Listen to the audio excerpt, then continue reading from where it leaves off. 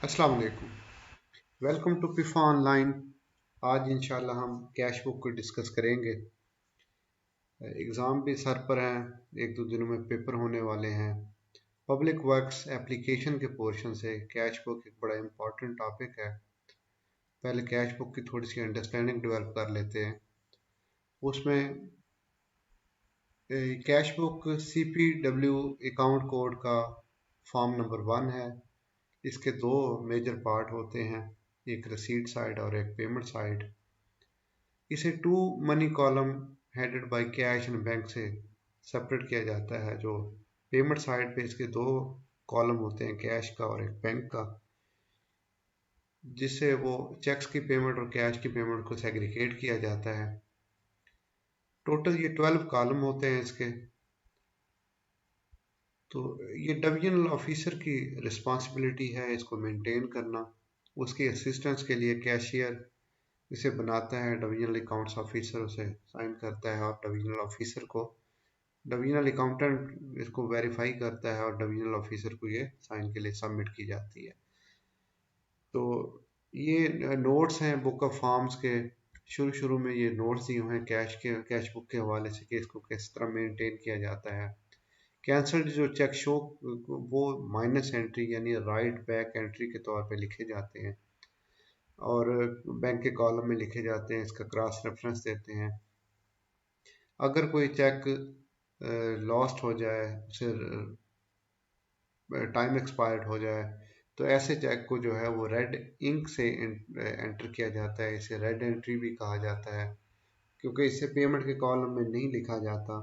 इसी तरह opening balance जो होता है वो भी जो है किसी कॉलम में नहीं लिखा जाता, बल्कि वो टू होम पेड या टू होम रिसीट के कॉलम में इसकी एंट्री की जाती है। एंट्री एक बिल्कुल कंसाइज सी होनी चाहिए, डिस्क्रिप्टिव हो, थोड़ा सा उसका जिस्ट होना चाहिए। कॉलम नंबर 5 और 12 में इसकी क्लासिफिकेशन की जाती है कि ये किस हेड को चार्ज किया जाएगा। इसके बाद ये है कि हमने इसमें ख़ास तौर पे ये ध्यान रखना है कि कौन सी एंट्रीज़ हैं ऐसी जो कि रेड इंक एंट्री से की जाती हैं। इसकी इम्प्रेस की एंट्रीज़ को ट्रीटमेंट कैसे होगा, रिकूवमेंट की एंट्रीज़ कैसे उसे एंटर किया जाएगा। इसकी क्लोजिंग के हवाले से काफ़ी एक ट्रिक है कि किस तरह से इसका कैश निकाला जाता है, इम्प्रेस कितना होगा। तो ये अभी हम इस तरह करते हैं कि इसको मैं डिटेल वैसे अलग से बना दूंगा। तो अभी एक प्रैक्टिकल क्वेश्चन करते हैं जो कि मैंने लिया है विंटर एग्ज़ाम 2019 से। उसका ये क्वेश्चन है। उस क्वेश्चन को पहले देख लेते हैं थोड़ा सा। तो ये क्वेश्चन ये हमारे सामने आ गया जी। विंटर एग्ज़ाम 2019 का ये क्वेश्चन है। इसके अंदर एंट्रीज हमने पोस्ट करनी है।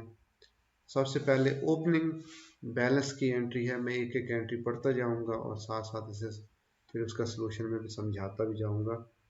तो इस तरह से आपको ये क्लैरिटी आ जाएगी।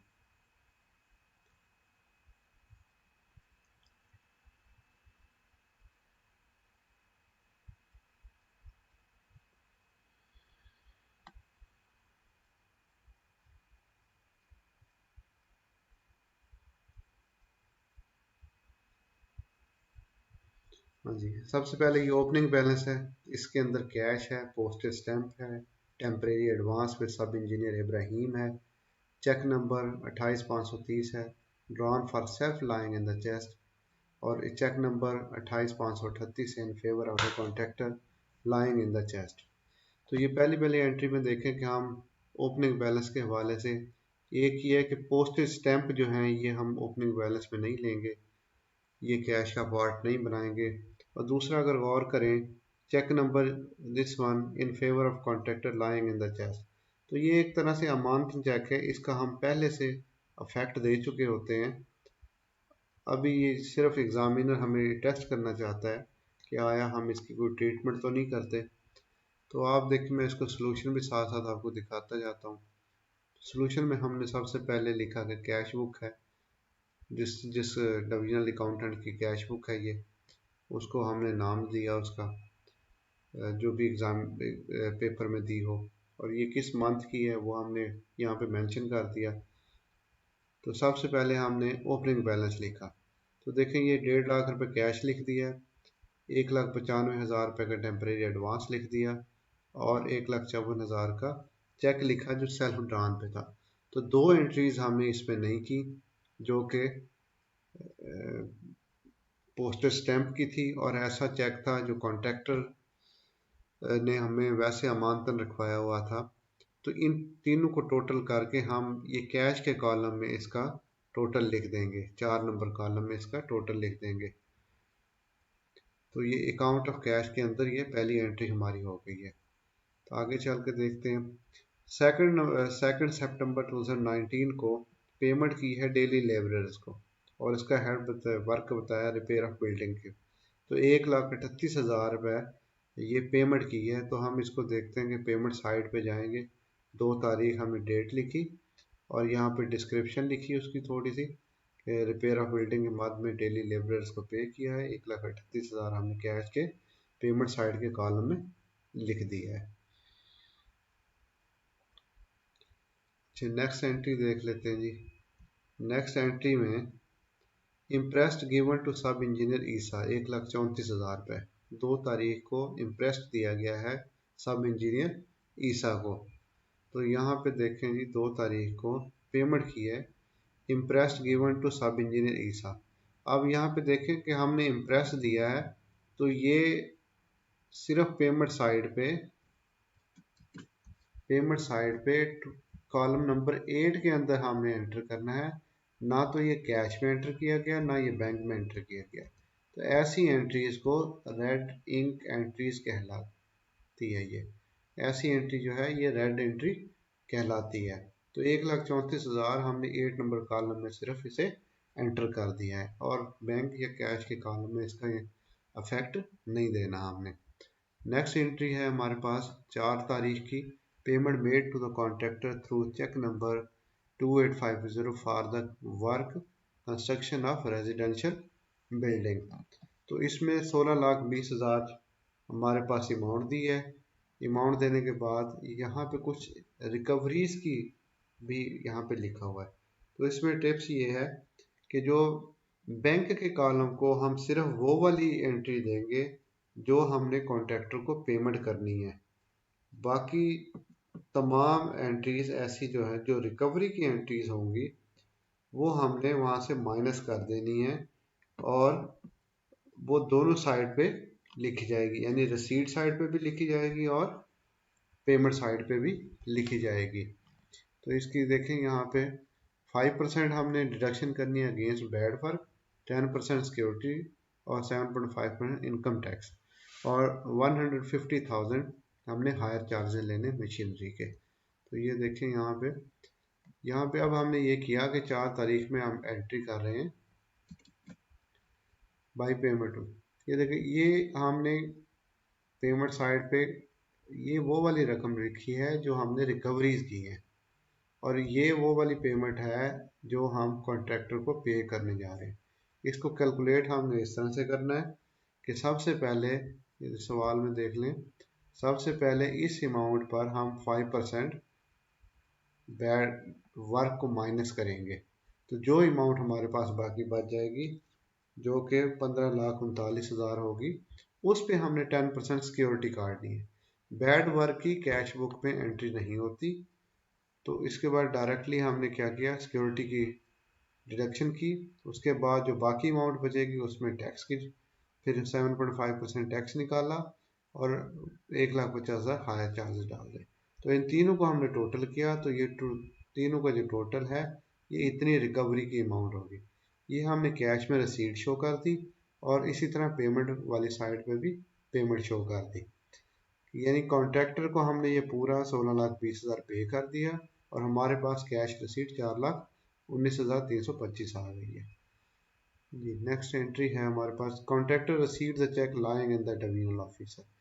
तो ये इसकी वो जैसे पहले ओपनिंग बैलेंस में उसने बताया था कि ये पड़ा था, तो डेफिनेटली ये एक अमानतन चेक है, इसका ऐसा कोई कैश बुक पे कोई इफेक्ट नहीं है, तो ये एंट्री हम छोड़ देंगे।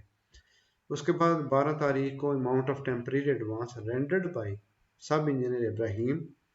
तो ये उसने जो सब इंजीनियर इब्राहिम ने टेम्परेरी एडवांस लिया हुआ था, उसको अब उसने वापस किया है इन टू शेप। 1,81,000 रुपये उसने क्या कहा है कि ये एक्सपेंडिचर हो गए हैं, और 14,000 उसने रिटर्न बैक कर दिया है। तो इन दोनों को हम इस तरह से एंटर करेंगे कि 1,81,000 रुपये हम बैंक के कैश के पेमेंट साइड पे लिखेंगे, और 14,000 का सिर्फ इसमें हवाला देंगे, प्लस 14,000 का हम रसीद साइड पे एक रेड इंक एंट्री करेंगे। ये रेड इंक एंट्रीज होगी जिसकी कि हम, क्योंकि कैश तो हमने पहले ही इफेक्ट उसको 3 नंबर कॉलम में ही शो किया था जब हमने उसको टेम्परेरी एडवांस दिया था। तो इस तरह से ये एंट्री कंप्लीट हो जाएगी। नेक्स्ट एंट्री को देखते हैं जी। इसमें चेक नंबर 28425 डेटेड इतना कैंसिल हो गया जी, 9,71,000। तो हमने ये देखा था शुरू में इसमें कि इसे हम राइट बैक एंट्री कहलाती है। ये राइट बैक एंट्री को हम इस तरह से करते हैं कि हम माइनस में उसे शो करते हैं। तो हमने डेट लिखी, यहाँ पे लिखी उसकी डिस्क्रिप्शन, और उसके बाद ये माइनस की एक एंट्री हमने शो कर दी। उसके बाद नेक्स्ट इसकी एंट्री है चेक नंबर 28426 27/5 के रिन्यू हो गया 9,11,100 का। तो रिन्यूअल की जो एंट्री होगी वो रेड इंक एंट्री होगी, क्योंकि उसका अफेक्ट हम पहले से दे चुके होते हैं। तो हम उसको किसी बैंक के कॉलम में नहीं लिखेंगे, यहाँ पे कोई चीज़ नहीं आएगी, सिर्फ यहाँ पे रेड इंक एंट्री होगी और उसका एक रेफरेंस दिया जाएगा कि इतने पैसे का ये चेक है, ये रिन्यू हो गया है। उसके बाद नेक्स्ट एंट्री है हमारे पास कि 48,641 जो चेक है वो हमने सेल्फ पे ड्रा किया है चेस्ट के लिए 1,34,000। तो इसका 1,34,000 की 25 तारीख को हम एंट्री करेंगे कि ये जब चेक ड्रा किया जाता है इम्प्रेस के लिए, तो बैंक के कॉलम में उसे माइनस मतलब पेमेंट साइड पे शो कर दिया जाता है। चेक का नंबर लिखेंगे और वो हम यहाँ पे लिख देंगे चेक ड्रॉन फॉर कैश, और उतनी ही अमाउंट का हम कैश साइड पे रसीट भी शो करेंगे 1,34,000 की। उसके बाद सब engineer Isa paid and recoup full impressed against contingencies. तो सब इंजीनियर ईसा को जो उसने रिकूपमेंट ऑफ कैश कर लिया, इम्प्रेस्ड कर लिया है, तो उसका देखेंगे सब इंजीनियर ईसा को हमने अमाउंट क्या दी थी। तो हमने 1,34,000 रुपये के उसको पहले इम्प्रेस दिया हुआ था, अब हम उसकी रिकूपमेंट करना चाह रहे हैं। तो जब रिकूपमेंट करेंगे तो हम इसकी कैश के पेमेंट साइड पे शो करेंगे, क्योंकि वो अगेंस्ट कंटीजेंसीज एक्सपेंडिचर ड्रा हो गया है। तो यहाँ पे उसकी 30 तारीख में एंट्री करेंगे, 1,34,000 पेमेंट साइड पे शो करेंगे। उसके बाद जो एंट्री है वो है payment made to the work charge establishment repair of building. तो ये सिंपल पेमेंट की एंट्री है, 70,000 रुपये कैश साइड पे हम इसे 70,000 पेमेंट साइड पे कैश के कॉलम में एंटर करेंगे। उसके बाद हमारी एंट्री आ जाएगी cash received on account of cell proceed. तो ये रसीड की एंट्री है 66,000 की। तो ये रसीड साइड पे हम इसे 66,000 को रसीड साइड पे हमने एंट्री कर देंगे। सिंपल एंट्री है बिल्कुल। उसके बाद 4,000 कैश लॉस्ट हो गया है, तो ये हम पेमेंट साइड पे इसकी एंट्री करेंगे कैश को फाइंड करने के लिए, उसका क्लोजिंग बैलेंस ढूंढने के लिए। तो 4,000 रुपये हम पेमेंट साइड पे हमने पेमेंट साइड पे शो कर दिया कि ये कैश शॉर्ट हो गया। अब ये करेंगे हम दोनों साइडों का टोटल करेंगे। तो ये रसीड साइड ज़्यादा होगी ओपनिंग बैलेंस की वजह से, तो इतनी ही अमाउंट हम इधर लिख देंगे। तो वो लोग जिन्होंने डबल एंट्री कैश बुक पढ़ी हुई है तो उनके लिए ये कंसेप्ट इजी होगा, या लेजर को समझते हैं। तो दोनों को जब हम टोटल किया तो इधर जो टोटल करेंगे जो बाकी चीज़ बचेगी वो ये बैलेंस अमाउंट निकल आएगी 1,72,000 रुपये। अब हमने इसका 1,72,000 को देखना है कि ये किस तरह से, इसमें कैश कितना है। तो सिंपल है कि 4,000 तो हमारा हो गया कैश जो शॉर्ट हुआ था, और उसके बाद 1,34,000 था जो हमारे पास इम्प्रेस्ड की अमाउंट पड़ी हुई है। 4000 ये, 1,34,000 तो ये 1,38,000 हो गया। तो बाकी एक 72 में से एक 38 निकालेंगे तो बाकी कैश निकल आएगा जो कि 34,000 होगा। तो इस तरह ही हमारे कैश बुक का क्वेश्चन सॉल्व हो जाएगा। इसमें टिप सिर्फ इतनी सी है कि अक्सर स्टूडेंट की जो गलती होती है वो रेड इंक एंट्री की गलती होती है, तो उसको थोड़ा सा ध्यान में रखें। आप ये बुक ऑफ फॉर्म्स के जो वहाँ पे नोट्स दिए हुए हैं उनको थोड़ा सा दोबारा से अंडरस्टैंडिंग डेवलप कर लें। ये बुक ऑफ फॉर्म्स के शुरू में ही CPWA1 कैश बुक के ये नोट्स हैं, इसमें आप इसे पढ़ें तो आपको सारी चीज़ों का अंदाज़ा हो जाएगा। तो इसमें अगर कोई चीज़ आपको समझ ना आ रही हो तो वो आप कमेंट्स में लिखकर पूछ भी सकते हैं। Thank you very much. अल्लाह हाफिज़।